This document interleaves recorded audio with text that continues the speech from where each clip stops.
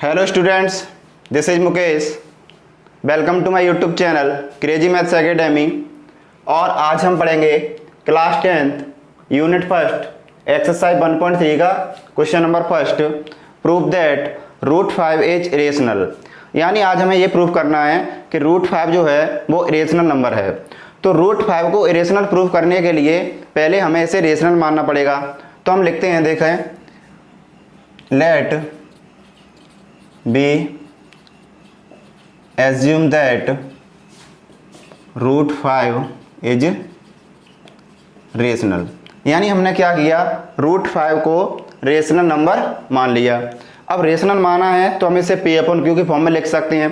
तो इसके लिए हम लिखते हैं, so we can find A and B such that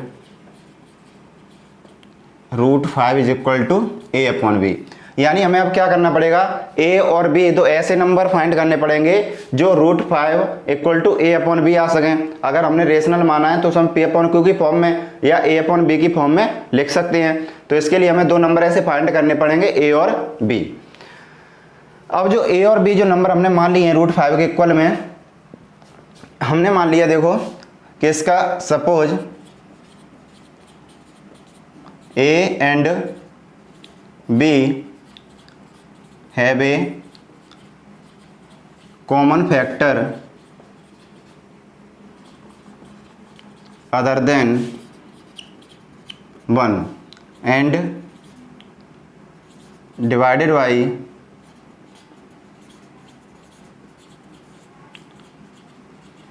common factor let we assume A and B are co-prime। अब इस बात को जरा समझें। तो हमने क्या किया, तभी √5 को A/B यानी रेशनल फॉर्म में मान लिया। अब अगर रेशनल में ले लिया है तो हमने मान लिया A और B जो हैं हैव अ कॉमन फैक्टर, इसका कोई कॉमन फैक्टर है अदर देन 1, यानी कि 1 के अलावा कोई इसका कॉमन फैक्टर है। अब क्या करेंगे, हम कॉमन फैक्टर का उसमें डिवाइड दे दें। तो अगर जैसे कोई भी नंबर है, अगर उसमें कॉमन फैक्टर का डिवाइड दे दिया जाए तो वो जो नंबर है वो को प्राइम नंबर बन जाएंगे। फॉर एग्जांपल मैंने जैसे लिखा 4/8 लिख दिया, है ना। अब इसमें कॉमन फैक्टर क्या है, दोनों का ही कॉमन फैक्टर 4 है। तो अगर हम 4 का डिवाइड दें तो क्या हो जाएगा 1, इसमें डिवाइड देंगे तो क्या हो जाएगा 2, यानी ये अपना हो गया 1/2। तो 1 और 2 आपस में कैसे होते हैं, को प्राइम, है ना। तो अब यानी कि किसी भी नंबर में अगर उसे A/B की फॉर्म में लिखा है और उसके कॉमन फैक्टर का डिवाइड दे दिया जाए तो हमें कैसा नंबर मिल जाता है, को प्राइम नंबर। तो ये इसमें लिखा हुआ है कि हमने A और B तो ऐसे नंबर लिए जिसका कोई भी कॉमन फैक्टर है 1 के अलावा, और and divided by common factor, और इसके बाद क्या किया, कॉमन फैक्टर का उसमें डिवाइड दे दिया। और कॉमन फैक्टर का डिवाइड देने के बाद हमें जो A और B मिलेंगे वो कैसे मिलेंगे, को प्राइम, है ना। अब अगर हमें को प्राइम मिल गया, अब बात करते हैं यहीं से स्टार्ट फिर करते हैं। तो ध्यान रखना जरा, अभी अपने पास A और B जो हैं वो कैसे हैं, को प्राइम है, क्योंकि हमने इसके कॉमन फैक्टर का डिवाइड दे दिया है ना। अब बात करते हैं, जो √5 लिखा हुआ है इसे हम ऐसे लिख सकते हैं, √5 इज इक्वल टू A/B, ये तो लिखा ही हुआ है। अगर B का इधर मल्टीप्लाई कर दिया जाए तो ये हो जाएगा √5B is equal to A, है ना। इस प्रकार से इसको लिखा जा सकता है। अब हम करते हैं इसका स्क्वायर ऑन बोथ साइड, यानी कि हमने क्या किया, इसका दोनों साइड का स्क्वायर किया। इसके दोनों साइड का स्क्वायर करेंगे तो क्या लिखा जाएगा, ये 5B² is equal to A²। इसके बाद में इसको जरा रफ कर देता हूं, फिर समझाता हूं। देखो ऊपर से इसे देखो, अपना क्या आ गया, 5B² इक्वल टू A² आ गया। इसका मीन्स क्या हुआ, इसका मीन्स हुआ जो A² है ना ये 5 से डिविजिबल है। यानी हम इसे ऐसे लिख सकते हैं, since A² is divisible by 5 so A is also divisible by 5। अब मैं इस बात को अभी समझाता हूँ ये क्या हो गया। देखो अगर मान लो जैसे 15 है 15 को अगर मैंने ऐसे लिख दिया 3 × 5, है ना, लिख सकते हैं। तो ये जो 5 है या 3 या 5 दोनों ही हैं, कोई भी नंबर हो, तो ये दोनों ही ऐसे नंबर हैं जिसका डिवाइड दोनों का 15 में जरूर जाएगा।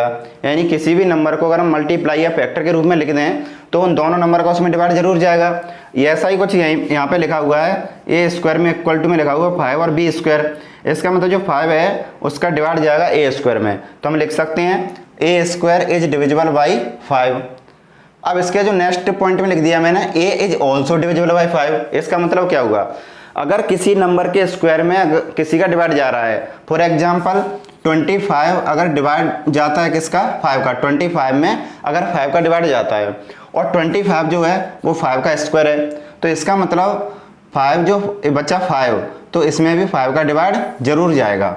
यानी कि किसी नंबर के स्क्वायर में किसी नंबर से अगर डिवाइड दें और वो डिवाइडेड है उससे, तो इसका जो नंबर है जिसका हमने स्क्वायर किया है, यानी देखो हमने 5 का स्क्वायर क्या होता है 25, जो 5 से डिविजिबल है, और 5 इसका मतलब है 5 भी 5 से डिविजिबल होगा।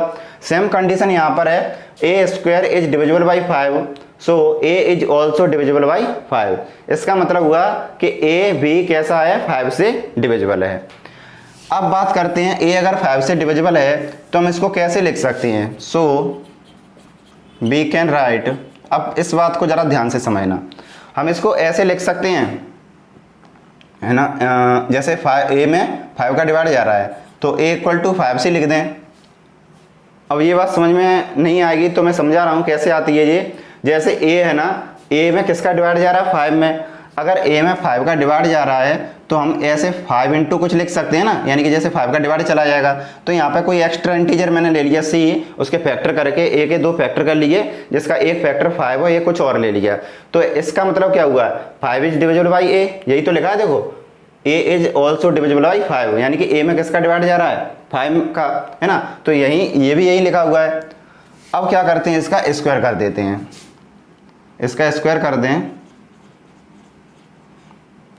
या हाँ ना, चलो स्क्वायर नहीं करते, एक काम करते हैं, देखो ए इज ऑल्सो डिविजिबल बाई 5, यहाँ ए भी तो लिखा हुआ है, A square is divisible by 5, तो हम ऐसे भी तो लिख सकते हैं ए स्क्वायर इज इक्वल टू, नहीं इसे ऐसा ही रहने दो, चलो इसका स्क्वायर कर लेते हैं। तो इसका स्क्वायर करेंगे तो क्या हो जाएगा, A square equal to 25c square. इससे क्या फ़ायदा हुआ, ये देखो, ये जो ए स्क्वायर लिखा हुआ है नीचे, ये ए स्क्वायर की वैल्यू क्या है, 5b स्क्वायर।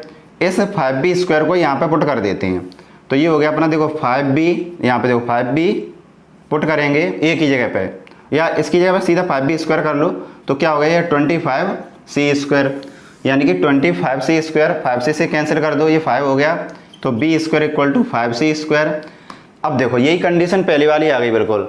अब ये क्या था, यहाँ पे a था, यहाँ पे b था, अब यहाँ पे b हो गया, यहाँ पे c हो गया।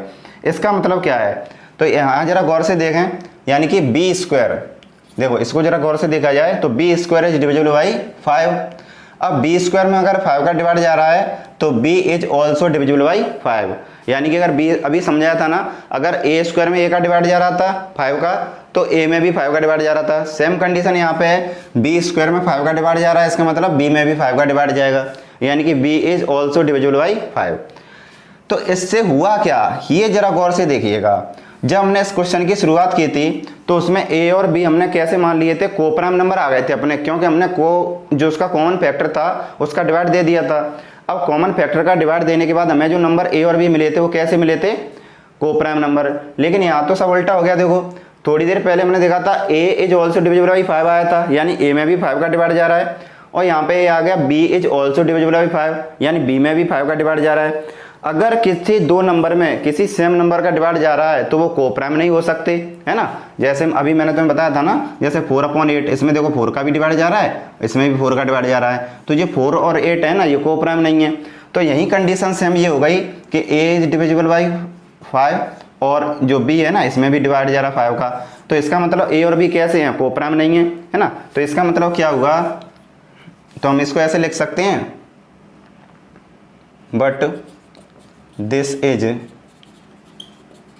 contradicts fact that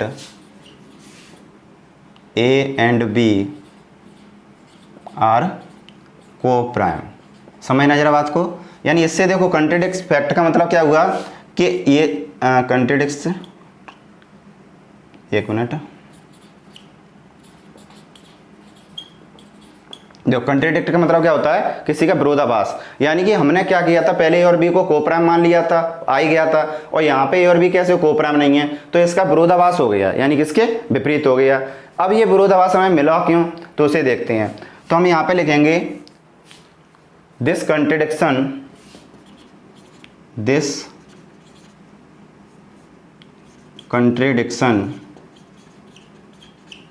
has arisen.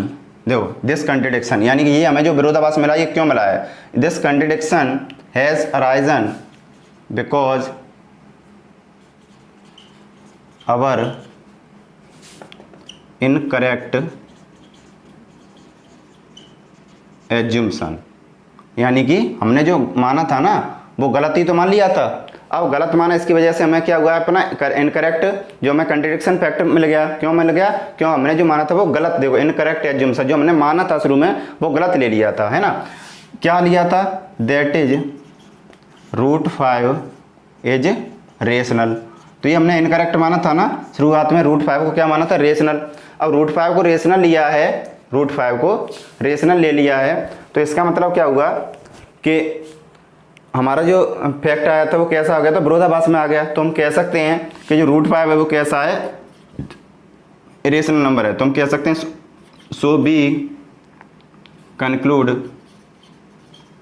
That √5 is irrational, है ना। तो इससे ये प्रूफ हो गया कि जो √5 है वो कैसा है, इरेशनल नंबर है। धन्यवाद।